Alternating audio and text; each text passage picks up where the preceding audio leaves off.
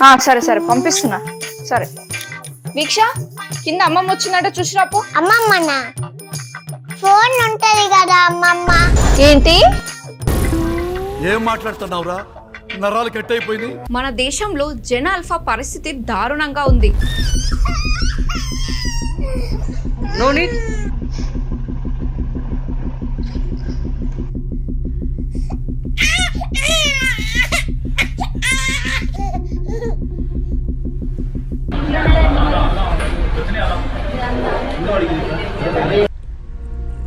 ये बच्चा तो मोबाइल का कीड़ा बना हुआ है. आप भी ऐसे नन्हे मुन्ने बच्चे मोबाइल में ना घुसे. నిజానికి చెప్పాలంటే ఈ తరం పిల్లలు కొన్ని సిమ్టమ్స్ ని ఎదుర్కొంటున్నారు. ఇవి చాలా ఆందోళనకరమైన విషయం. जो प्रॉब्लम है वो इंटरनेट यूज करने से हुई है. मोबाइल और ये आईफोन आईपैड जो हम यूज करते हैं, इस वजह से इस बच्ची के मेंटली इसको प्रॉब्लम हुआ है. ఫర్ ఎగ్జాంపుల్ ఫస్ట్ సిమ్టమ్ వచ్చేసరికి డిప్రెషన్ అండ్ యాంగ్జైటీ. ఈ జనరేషన్ ఆల్ఫా పిల్లలు మోస్ట్లీ డిప్రెస్డ్ అండ్ యాంగ్జియస్ ఉంటున్నారు. చాలా సర్వేలో తెలిసిన విషయం ఏంటంటే 6 నుంచి 7 ఇయర్స్ పిల్లలు, 8 ఇయర్స్ పిల్లలు డిప్రెషన్లోకి వెళ్తున్నారు. ఇంకా సూసైడ్ అటెంప్ట్స్ కూడా చేసుకుంటున్నారని తెలిసింది. ఈ ఏజ్ లో వాళ్ళకంత స్ట్రెస్ అండ్ యాంగ్జైటీ ఎందుకు వస్తుంది? 2024లో యూపీలో ఒక 5 ఇయర్స్ అమ్మాయి కామిని కార్టూన్ చూస్తుండగా సడన్ గా చనిపోయింది.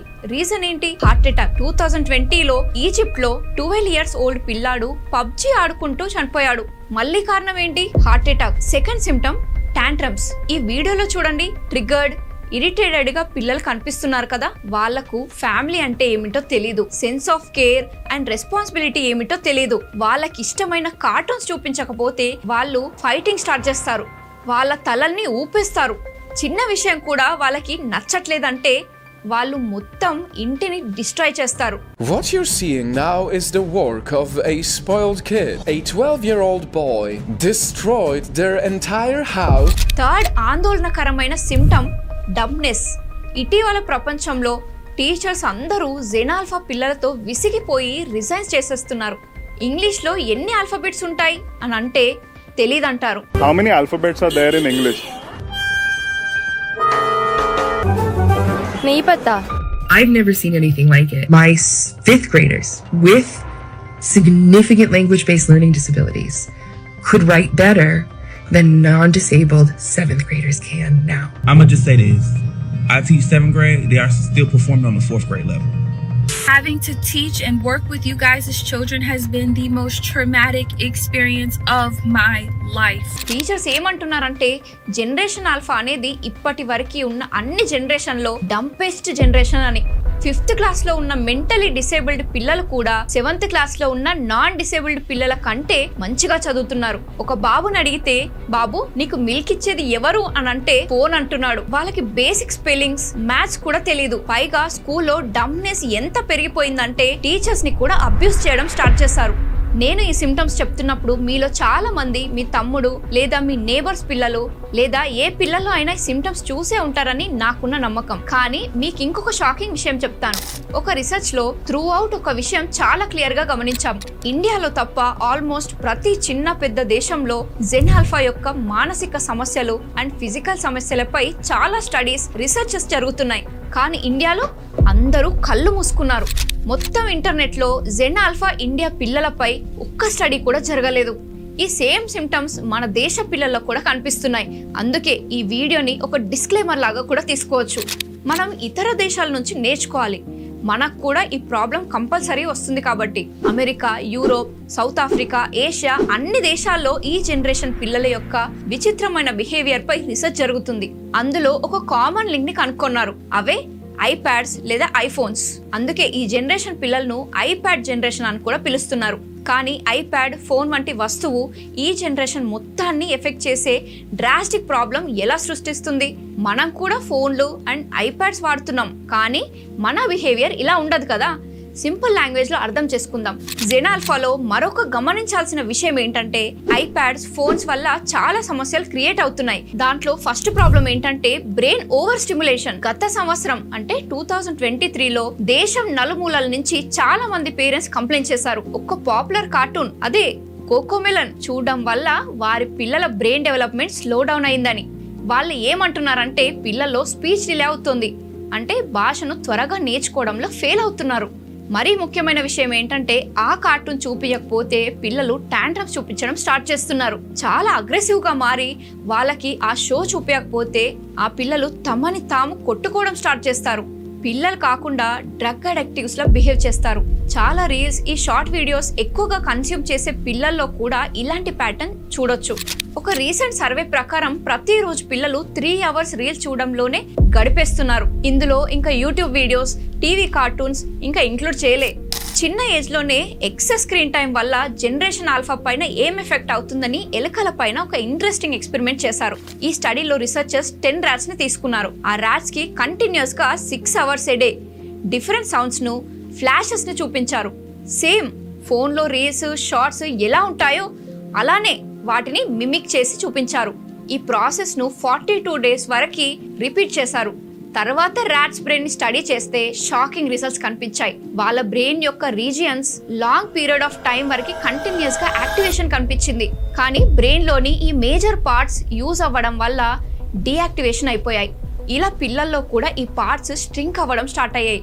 ఈ పార్ట్స్ అన్ని పిల్లల cognition, critical thinking, memory, decision making కోసం ఉపయోగపడతాయి.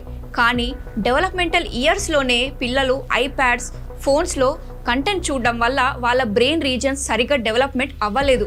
యాజ్ ఏ రిజల్ట్ స్టడీస్ కోసం స్ట్రాంగ్ మెమరీస్, డిసిషన్ మేకింగ్ లాంటి ఎబిలిటీస్ పిల్లల్లో ఉండడం లేదు. ఇంకా డే మొత్తం ఫోన్లోనే గడపడం వల్ల సోషల్ స్కిల్స్ పిల్లల్లో డెవలప్ అవ్వడం లేవు. ఈ రీజన్స్ వల్లే వాళ్ళు డిప్రెస్డ్, యాంగ్జియస్ అండ్ లోన్లీగా ఉంటున్నారు. కార్టూన్స్ విషయానికి వస్తే డాక్టర్స్ ప్రకారం బ్రైట్ సాచురేటెడ్ కలర్స్, ఇంకా ఫాస్ట్ స్ట్రాంగ్ మూమెంట్స్ మరియు ఇంటెన్స్ ఫ్లాషెస్ వల్ల పిల్లలు కార్టూన్స్కి అడిక్ట్ అవుతున్నారు. కార్టూన్స్ లాంగ్ టైం పిల్లల మైండ్ను ఓవర్ స్టిమ్యులేట్ చేస్తాయి. అందుకే ఈ కార్టూన్స్ ఎక్కువ సమయం పిల్లలకి చూడనివ్వకపోతే వాళ్ళు అగ్రెసివ్గా అవుతున్నారు. అందుకే డాక్టర్స్ పేరెంట్స్ను పిల్లల కార్టూన్ చూపిస్తున్నప్పుడు వాళ్ళని మానిటర్ చేయమంటున్నారు. ఇంకా పిల్లలు ఏ కార్టూన్ చూస్తున్నారు, ఎంత టైం చూస్తున్నారు అనేది చాలా ఇంపార్టెంట్. సరైన పద్ధతిలో కార్టూన్ చూపిస్తే లేదా కరెక్ట్ కార్టూన్స్ చూపించడం వల్ల పిల్లల్లో థింకింగ్ అండ్ లెర్నింగ్ ఎబిలిటీస్ కూడా పెరుగుతాయి. మా రీసెర్చ్లో ఈ స్లో పేస్డ్ కార్టూన్స్ పిల్లలకి చాలా నేర్పిస్తాయని తెలిసింది. మీరు కూడా రీసెర్చ్ చేయండి. ఐప్యాడ్స్, ఫోన్స్ వల్ల సెకండ్ ప్రాబ్లం ఏంటంటే అదే ఇన్స్టంట్ గ్రాటిఫికేషన్ కల్చర్, ఇంకా ADHD సిండ్రోమ్. ADHD సిండ్రోమ్ మీద నేను ఆల్రెడీ 2 వీడియోస్ చేశాను, మన ఛానల్లో ఉంటాయి, తప్పకుండా చూడండి. నౌ జెన్ ఆల్ఫా అనేది ఒక ఇన్స్టంట్ గ్రాటిఫికేషన్ జనరేషన్. ఒక రకంగా చూస్తే రిచెస్ట్ జనరేషన్ కూడా. ఎందుకంటే వీళ్ళకి ఏం చేయకుండానే అన్ని దొరికేస్తున్నాయి. రీల్స్, షార్ట్స్ ఇవి కూడా అలాగే కదా. ఏం చేయకుండానే సెకండ్స్లో కిక్ వచ్చేస్తుంది. కిక్ అంటే నా అర్థం మన బ్రెయిన్లో రిలీజ్ అయ్యే ఫీల్ గుడ్ న్యూరో ట్రాన్స్మిటర్ అని. అదేనండి డోపమైన్. సింపుల్గా చెప్పాలంటే ఎప్పుడైనా మీ బ్రెయిన్కు ప్లెజర్ ఇచ్చే యాక్టివిటీస్ చేస్తారో అప్పుడు మీ బ్రెయిన్లో డోపమైన్ రిలీజ్ అవుతుంది. అప్పుడు మనకి అదే యాక్టివిటీ రిపీట్ చేయాలనిపిస్తుంది. ఇది మన బ్రెయిన్కి కరెన్సీ లాగానమాట.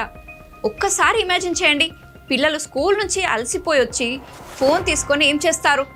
ఒక రీల్ చూస్తారు. ఇన్స్టంట్ డోపమైన్ కిక్ వస్తుంది, సెకండ్ రీల్ కిక్ వస్తుంది, ఇలా అందులోనే ఉండిపోతారు. అదే మన జనరేషన్కి వస్తే మనకి ఒక టాయ్ కావాలన్నా ముందు మంచి మార్క్స్ తెచ్చుకోండి, టాయ్ ఇప్పిస్తాం అనేవారు.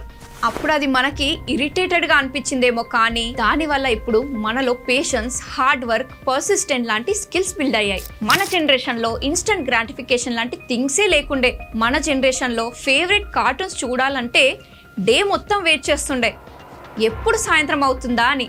ఫోన్ పక్కన పెడితే ఒక చాక్లెట్ కోసం కూడా ముందు హోంవర్క్ కంప్లీట్ చేస్తే షాప్కి వెళ్ళి కొనుక్కునే వాళ్ళం. ఈరోజు అలా ఉందా? అస్సలు లేదు. పిల్లల చేతిలో ఫోన్ కాదు, ఐఫోన్ ఉంటుంది.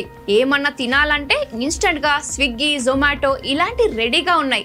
ఫ్రెండ్స్తో మాట్లాడాలంటే కూడా బయటికి వెళ్ళే పనే లేదు. ఫేస్బుక్, ఇన్స్టాగ్రామ్, వాట్సాప్ అని ఫింగర్ టిప్స్ పైనే అవైలబుల్గా ఉన్నాయి. మూవీ, కార్టూన్స్ చూడాలన్నా కూడా Netflix, Amazon prime, reels, YouTube అన్నీ ఒక్క క్లిక్ దూరంలోనే ఉన్నాయి. అందుకే ఇన్స్టంట్ ప్లెజర్ కల్చరే జనరేషన్ ఆల్ఫా యొక్క మేజర్ కన్సర్న్. పిల్లలు గ్రో అవుతున్నప్పుడు పిల్లల బ్రెయిన్లో నెట్వర్క్స్ బిల్డ్ అవుతుంటాయి.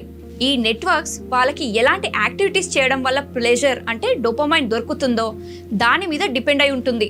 బ్రెయిన్ లాంగ్వేజ్ సింపుల్గా ఉంటుంది. దేని వల్ల అయితే రివార్డ్ దొరుకుతుందో బ్రెయిన్ దాన్నే రిపీట్ చేస్తుంది. ఒకవేళ పిల్లలకి డే మొత్తం చదవడంలో ప్రెషర్ దొరికితే బ్రెయిన్లో వైరింగ్ అలాగే డెవలప్ అవుతుంది. ఒకవేళ పిల్లలకి స్పోర్ట్స్ సిస్టమ్ అనుకోండి, పిల్లల బ్రెయిన్ అలానే వైరింగ్ అవుతుంది. కానీ అదే పిల్లలకి కార్టూన్స్ రీల్స్ చూడడంలో ప్లెజర్ దొరికితే వాళ్ళకి ఇన్స్టంట్ గ్రాటిఫికేషన్ ప్రకారం వాళ్ళ బ్రెయిన్ అలాగే డెవలప్ అవుతుంది. ఇది అలవాటుగా మారే ఛాన్సెస్ కూడా ఎక్కువగా ఉన్నాయి. ఎలాగైతే బయట జంక్ ఫుడ్స్ తిన్న తర్వాత ఇంట్లో పప్పన్నం తింటామా? లేదు కదా. అలాగే పిల్లలు ఒక్కసారి ఇన్స్టంట్ గ్రాటిఫికేషన్కి అలవాటైతే స్టడీస్ కోసం, స్పోర్ట్స్ కోసం పిల్లల్లో పేషెన్స్, పర్సిస్టెన్స్ ఉండదు. ఒకవేళ పిల్లలకి వీటిలో డోపమైన్ దొరికినా అది డిలే అవుతుంది. రీల్స్ చూడడం వల్ల పిల్లల్లో డిలేడ్ గ్రాటిఫికేషన్కు ఇంట్రెస్ట్ పొందుతుంది. యాజ్ ఏ రిజల్ట్ పిల్లల్లో ADHD డెవలప్ అయ్యే ఛాన్సెస్ పెరిగిపోతాయి. ADHD ఈ పిల్లల్లో ఒక కన్సర్నింగ్ ప్రాబ్లంగా మారింది. ADHD వల్లే పిల్లలు కాన్సన్ట్రేట్ చేయలేకపోతున్నారని పేరెంట్స్ కంప్లైంట్ చేస్తున్నారు. 7th క్లాస్ పిల్లలకి 5th క్లాస్ మ్యాథ్స్ కూడా రావడం లేదని టీచర్స్ అంటున్నారు. పిల్లలు రోజు టాంట్రమ్స్ చూపిస్తున్నారు. వాళ్ళు ఏమైనా అనుకున్నవి జరగకపోతే ట్రిగ్గర్ అండ్ అగ్రెసివ్గా మారుతున్నారు.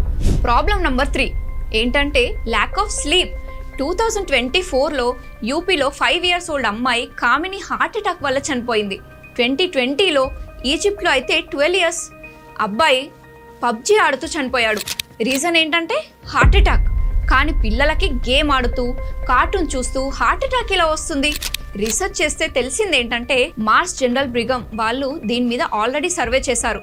వాళ్ళ ప్రకారం పిల్లల్లో హార్ట్ అటాక్స్ ఎందుకు జరుగుతున్నాయంటే ల్యాక్ ఆఫ్ స్లీప్ వల్లే. ఒక స్టడీలో 829 కిడ్స్ యొక్క స్లీప్ ప్యాటర్న్స్ ను ఎన్నో వీక్స్ ట్రేస్ చేస్తే తెలిసింది ఏంటంటే ఏ పిల్లలైతే 7 hours కంటే తక్కువ నిద్రపోతారో వాళ్ళ హార్ట్ హెల్త్ డ్రాస్టికల్లీ డిక్రీజ్ అయింది. బ్లడ్ ప్రెషర్ చాలా పెరిగింది. హ్యూమన్ బాడీకి స్లీప్ అనేది చాలా ఇంపార్టెంట్. నైట్ టైం మన బాడీ రిపేర్ మోడ్ లో ఉంటుంది.